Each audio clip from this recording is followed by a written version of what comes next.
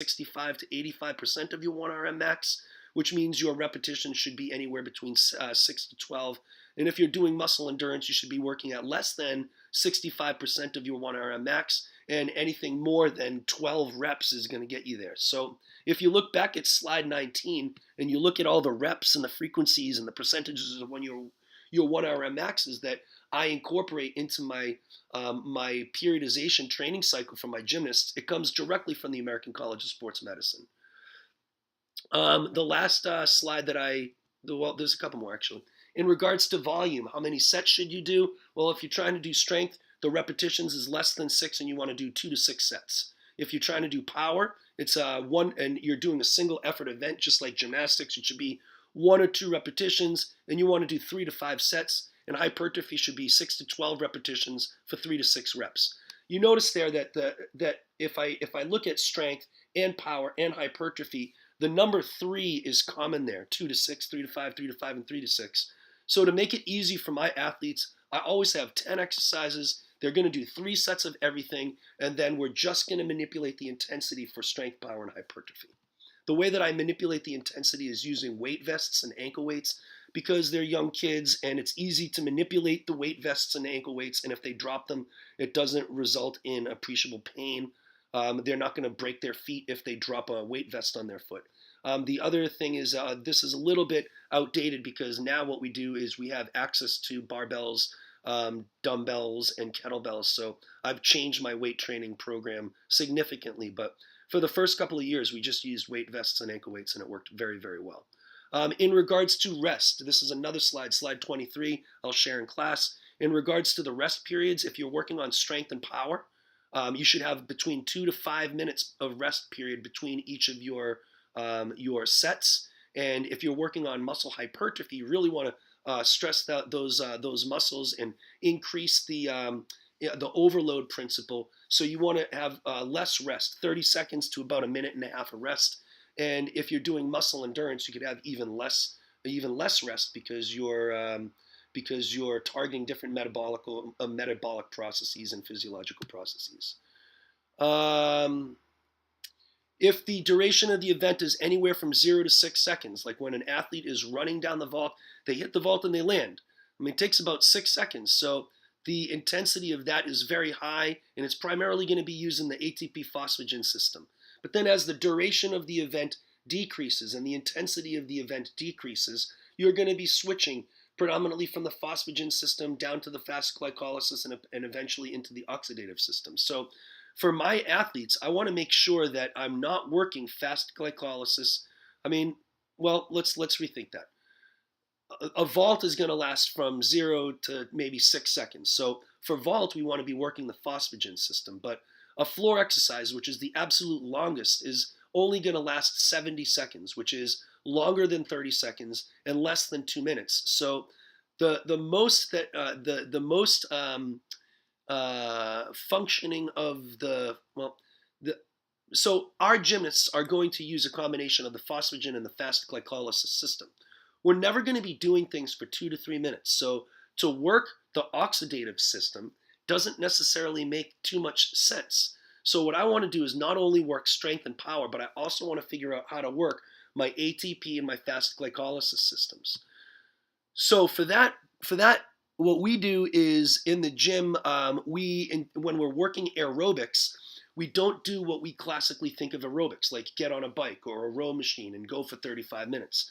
What we do is we try to focus on the phosphagen system. So what we would do is we would do 5 to 10 seconds of as much intensity as we can. And then afterwards, what we do is we give them a 1 to 12 to a 1 to 20 work to rest ratio. So if you're working for 30 seconds at an all-out pace to work the phosphagen system and burn down all your ATP, well, after you do that 30-second sled push or that 30 seconds of all-out burpees, I'm going to give you 6 to 10 minutes to rest, breathe in oxygen, and use oxygen to recreate ATP and make it so that you're ready for your next bout of intense 30 seconds, all right? And then if I want to work the fast glycolysis system, then what we're going to do is we're going to work for 15 to 30 seconds. Actually, that's more fast glycolysis. So our athletes are working the fast glycolysis system, I always will have them do 30 seconds to a minute. Actually, when I take a look at this other slide that I have, slide 25, we're actually doing a combination of fast glycolysis and oxidative. I usually have my athletes in the gym replicate what they're going to do on a floor exercise, which is 70 seconds of activity at the highest intensity possible, and then I have them rest for about 5 to 7 minutes. And in the beginning of the summer, when we're doing some of this stuff, the 7 minutes is necessary.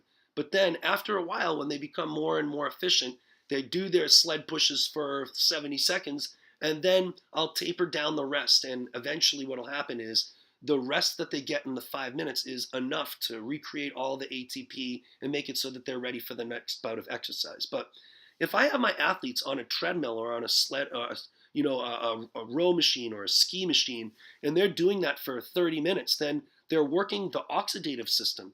They're not working the fast glycolysis. They're not working the phosphagen system. So they're not going to get more effective at, for instance, resynthesizing ATP and utilizing the fast glycolysis system. So not only does the training need to be specific in terms of your strength, power, and endurance goals, but your training has to be specific in regards to the sport specific performance aspects of it, whether or not you're creating power absorption, power generation, whether or not you're trying to focus on leg strength versus arm strength, but you also have to make sure that it's specific to the metabolic needs of the exercise.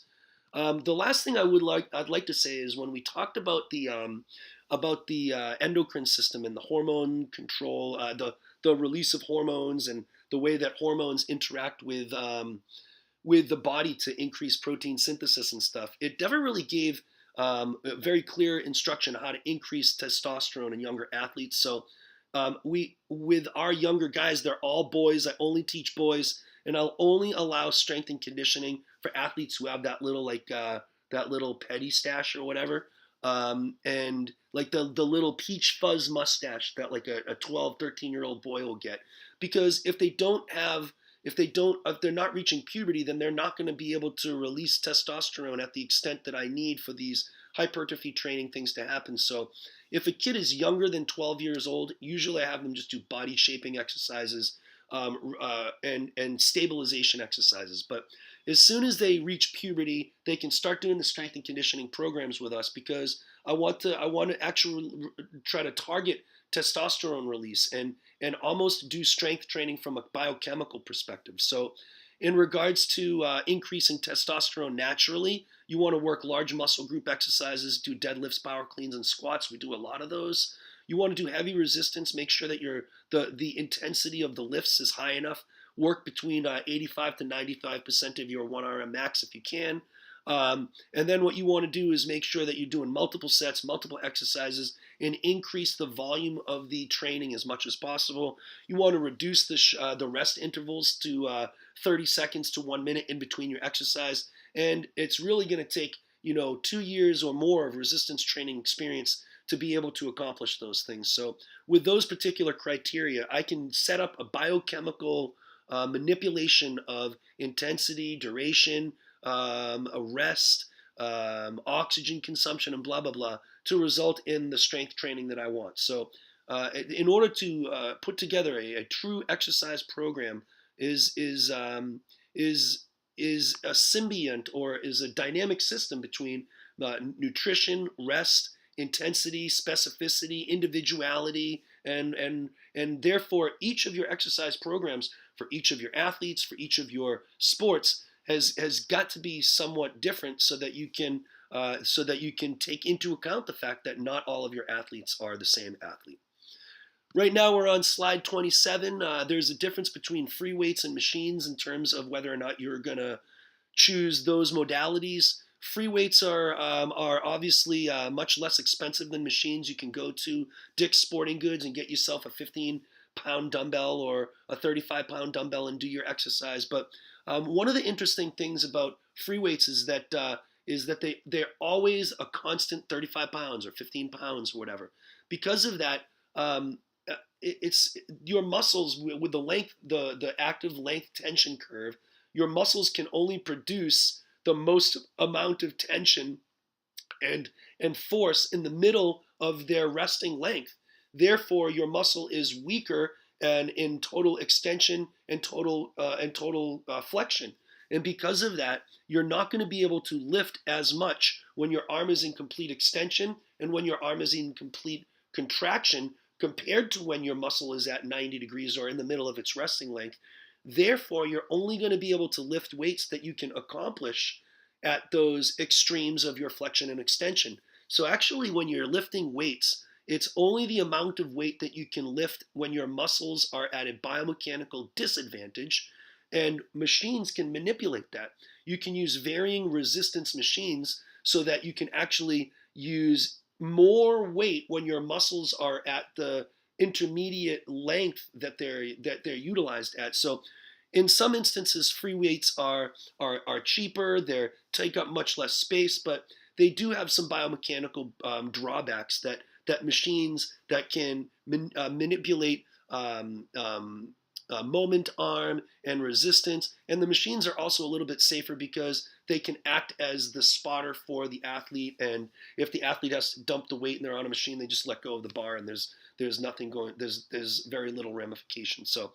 And if I don't have access to machines, or if I don't have access to a weight gym or something like that, then I got to use what's available. So for me, in my apartment, I use free weights because it's I don't have enough room for a gym, and we don't have a gym in the apartment complex. So sometimes availability, sometimes lack of spotting, or even somebody who's not really trained might want to start with machines because the machine can also drive a little bit of technique, right? The weights are going to move everywhere. The machines are pretty solid. So the machines are going to drive a more consistent technique. So it might be safer, easier, a little bit better for people who are just starting out. Figure 9.2 discusses how at particular angles of arm flexion, the muscle is only able to work at a particular percentage of its 1RM max. Therefore, using free weights, you're limited to those particular potentials. If I want to lift free weights and my 1RM max is 100 pounds, but I can only lift 67 pounds with my arm in contraction and flexion, then I'm only going to be able to lift 67 pounds. So when you're lifting free weights, it's not necessarily an indicator of maximum strength. It's an indicator of the amount of strength that you can lift through that range of motion, which might be different than your 1RM max. You can also focus on dynamic eccentric training. Dynamic always means changing, and eccentric training is the elongation. So a lot of times you'll hear the term negatives. Negatives means not only do you want to do your concentric contraction, the bicep contraction of the pull-up, but instead of just free falling down to the bottom of the pull-up, you want to do your concentric phase, and you also want to do a controlled, dynamic, eccentric phase of some sort so that your body can understand how to absorb and generate power. So not only that, but if you do, say for instance, work eccentric muscle contractions at slower velocities and you work concentric muscle contractions at higher velocities, you can positively impact the entire force velocity curve and end up in even more muscle strength and power.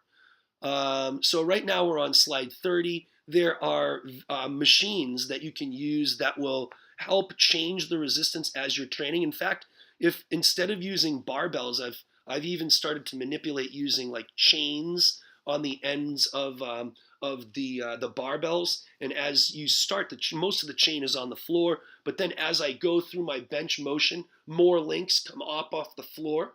And as the links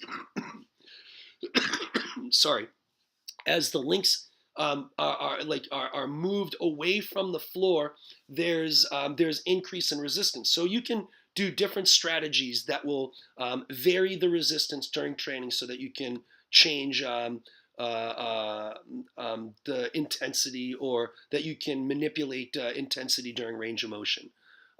Figure 9.3 is an example of one of those machines. That machine is going to control the speed at which this individual can go through contraction and extension, flexion and extension, and it can also increase the amount of intensity at any angle that this participant is using her arms at. So you can manipulate those